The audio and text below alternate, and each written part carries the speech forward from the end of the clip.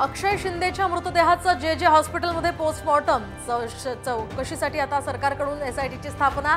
शिंदे फडणवीसांमध्ये रात्री उशिरा चर्चा।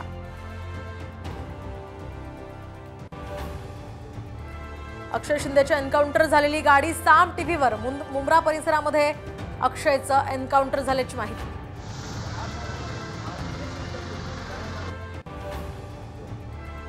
लॉक असलेली बंदूक अनलॉक कशी झाली? अक्षय शिंदेच्या एन्काउंटरवरून पृथ्वीराज चव्हाणांचा सवाल। तर जखमी पोलीस हे चालत कसे गेले? जितेंद्र आव्हाडांनीही विचारला प्रश्न।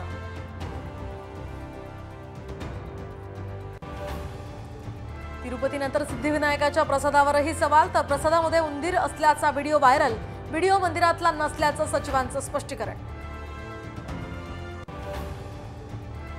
दूध दरावरून मंत्रिमंडळाच्या बैठकीत अजित पवार आणि विखे पाटलांमध्ये वाद झाल्याची माहिती। दुधाला 5 ऐवजी 7 रुपये भाव देण्याची विखेंची मागणी। तर निधी कुठून आणायचा? दादांचा संतप्त सवाल।